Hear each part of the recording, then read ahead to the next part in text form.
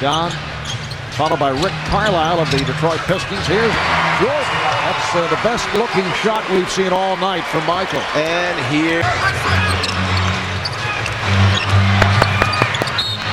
And as Jordan makes his move, a foul, a push on Glover. According to published reports in Portland, I mentioned that $100,000 fine, which is a very hefty number. Apparently, there was a scrap in a Blazer practice yesterday between Ruben Patterson and Jack Randolph, and there were others involved, but while Patterson was being held back, Randolph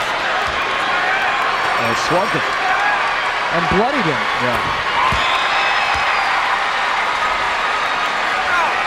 A little play between Terry and Michael Jordan. Terry waiting at the foul line area for Michael. Michael asking him to please remove himself from that particular spot on the floor. The Wizards. Doug Collins is not mind seeing how removal attempt three-point shots here down the stretch. Jordan, yes! The Wizards are within two. So we've seen Michael take his first 2 free throws of the entire game and more shots per game. Normally he gets 6 shots a game, a little over 6 a game. Tonight he has 10 field goal attempts. Kept alive by Jordan despite the 2 missed free throws by Kwame Brown. The Hawks with an 85-81 lead. 2 minutes 40 seconds to go in the fourth quarter. Now Jordan setting up against Glover. Ratliff over to help. Here's Michael. Yes. And Michael Jordan has turned it in the fourth quarter. He now has 18 points. The Wizards are within 2. And Atlanta made a mistake on the Wizards. You'll see the double team starts to come, and there he goes around Ratliff, who comes over, just creates enough space by stepping back to hit the jump shot. Foul on Lou. That is his third and non-shooting foul. You see the stat line on Michael Jordan. That triple-double is 97. He's 4 assists here. Ron Lou comes up with the loose ball. But how about 14 rebounds in a game like this? Hawks with an 85-83 lead. Jordan puts the move on Glover again. Yes! He's hit his last 4, and he has brought the Wizards from behind. The game is tied at 85. It was 77-67 Atlanta when Jordan re-entered the ball game. And as Terry makes his move, a tripping foul called.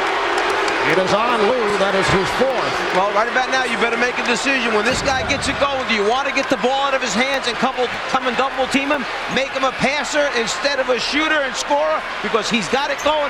Look what he's done to his teammates. He's put the energy back in the Wizard bench. 4th team foul. Back with the Hawks leading the Wizards 87-85. Michael Jordan putting on a complete show for us. 14 rebounds in the game thus far. Setting up his teammates, he has 6 assists. He's gone for 20 points in the game on 9 for 21 shooting. Just heating up down the stretch here to pull the Wizards back into this game versus Hawks.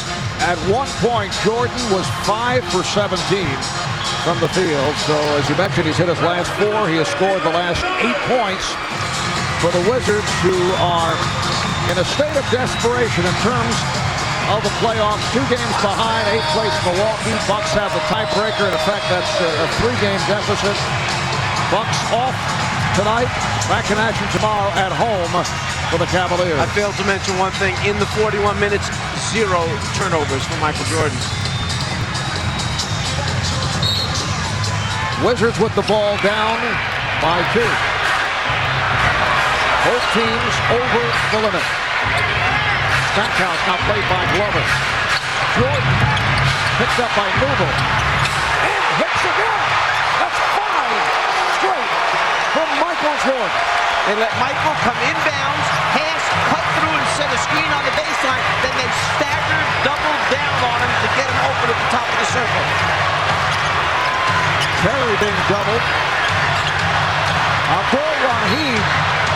Ratliff with the rebound and will not count the foul against the Wizards on the drive by Abdul-Rahim. Michael Jordan is the decoy. Sets the screen, and here comes Leitner to nail him. And now as the defense tries to catch up, he's got Newell on the run, trying to regroup, get his footing underneath him, got him off balance, and then pulled up to the jumper.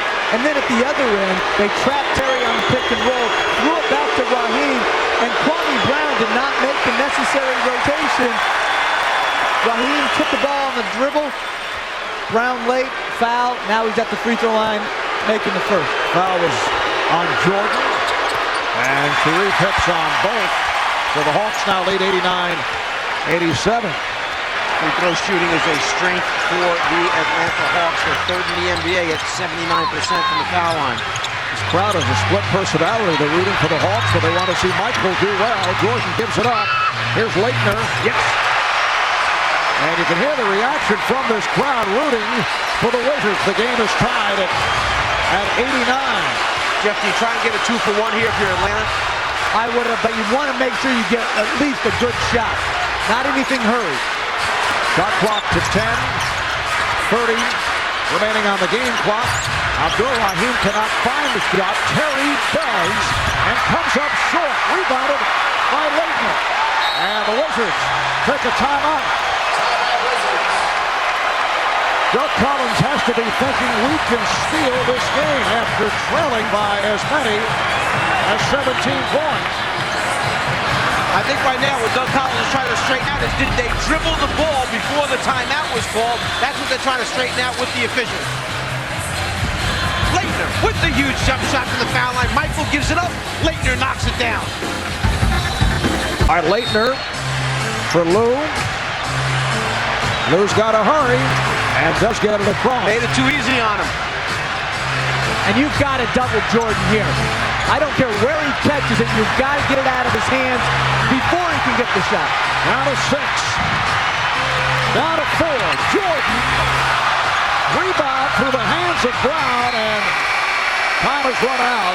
Ira Newell was trying to call for time. And let's see. Apparently he gets the timeout. And they'll put a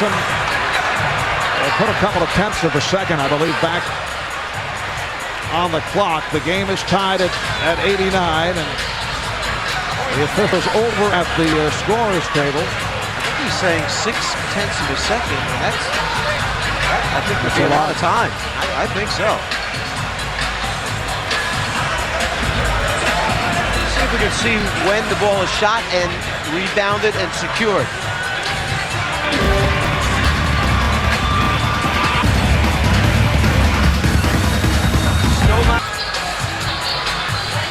We're back with the score tied 89 apiece. The officials have put 0.6 of a second back on the clock, and we'll see right here in the screen there's 0.4 of a second remaining as two of the players are signaling for a timeout for Atlanta as the third player has secured the basketball in the lane. Now remember, with 0.6 of a second left, you can catch and take a shot at the basket. It does not have to be a tip. 0.3 of a second or below, it's a tip, no possession.